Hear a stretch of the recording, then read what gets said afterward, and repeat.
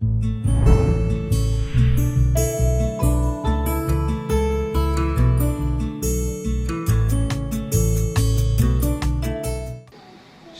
sahabat pesan kebenaran. Semoga Anda semuanya di dalam pertolongan daripada Tuhan kita Yesus Kristus.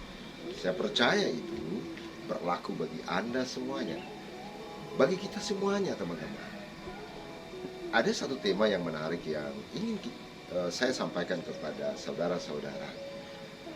Tema tersebut sangat menarik dan kita sebenarnya akan memahami siapa sebenarnya sosok Nabi, sosok Sang Juru Selamat yang telah dinubuatkan tersebut dan telah hadir di dalam dunia ini. Kita akan baca dari salah satu ayat dalam Alkitab Perjanjian Lama. Saya akan bacakan bagi Anda. Kita akan baca dari Yesaya pasal yang ke-9 ayat 6. Seorang anak telah lahir untuk kita, seorang putra telah diberikan untuk kita, lambang pemerintahan ada di atas bahunya, dan namanya disebutkan orang penasihat ajaib, Allah yang perkasa, Bapa yang kekal, Raja damai. Nah, saudaraku, kita mestinya dasar pemahaman yang benar tentang keyakinan Yudaisme. Ini penting. Di dalam kitab Taurat, kita memahami bahwa Allah akan menjanjikan sosok Sang Mesias dan tidak ada yang lain. Ini harus kita pahami. Tidak ada yang lain. Dia akan memberikan sosok Sang Mesias dan tidak ada yang lain. Nah, siapakah itu? Nah, ini harus kita pahami bersama di dalam catatan-catatan Alkitab yang ada di dalam kitab Taurat, kitab para nabi, ya, kitab syair, kitab hukum dan lain sebagainya. Nah, di dalam pembacaan ini jelas sosok seperti apa yang akan datang.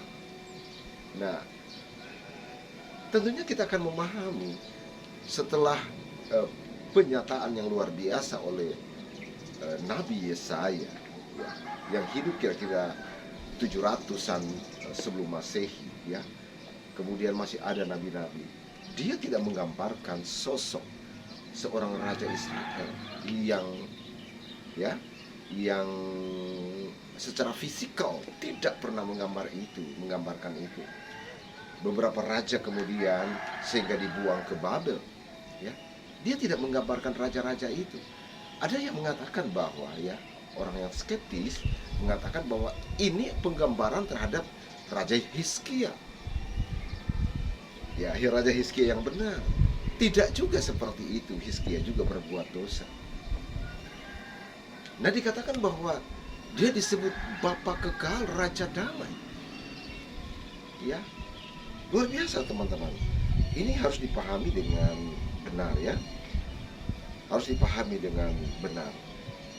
Dia disebut Bapa yang kekal, Raja damai. Siapakah Raja damai itu? Siapakah Bapa kekal itu? Dan tidak ada nubuatan ini kepada dua sosok yang akan datang. Hanya satu sosok pribadi yang akan datang. Tidak pernah akan dua. Ya, seperti nubuatan Musa. Dia katakan bahwa seperti aku ini, ya, ada seorang yang akan datang, seorang nabi seperti saya ini yang akan datang. Tidak ada dua orang, satu orang. Diterjemahkan terus dalam kitab-kitab selanjutnya, ya.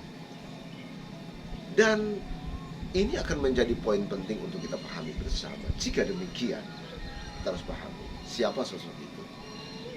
Nah, semua kriteria yang kalau kita baca di dalam kitab Yesaya, ya, seluruh kitab Yesaya, karena saya mengambil tema dari Yesaya, maka kriteria itu hanya ada di dalam Yesus Kristus, ya. Ada dalam satu nats juga dikatakan dengan bilur-bilur kita akan menjadi sembuh. Itu di dalam Yesaya. Luar biasa teman-teman. Tidak ada nabi lain. Tidak ada nabi lain. Hanya di dalam Yesus Kristus. Nah, ketika Yesus datang ke dalam dunia, dia selalu menyampaikan sesuatu berdasarkan nats Alkitab. Ya, ini penting untuk kita pahami. Kenapa dia menyampaikan berdasarkan nats Alkitab Perjanjian Lama yang diimani, dipercaya oleh orang-orang Yahudi, bahkan orang-orang Samaria. Itu menunjukkan bahwa dia benar memahami bagaimana keraguan oleh orang-orang itu, sehingga dia harus menyampaikan pesan kebenaran itu buat orang-orang itu, ya, Samaria dan Yahudi. Jadi saudaraku, hal yang terpenting untuk kita pahami bersama bahwa tidak ada dua orang dalam nubuatan-nubuatan di Alkitab merujuk kepada sosok sang juru selamat. Tidak ada dua orang, ya. Jadi hanya satu orang. Kriteria itu memenuhi syarat kepada Yesus yang kita imani. Jika ada yang lain, ya, yang memahami tentang konsep ini dan ada orang lain, tentunya itu di luar iman kita.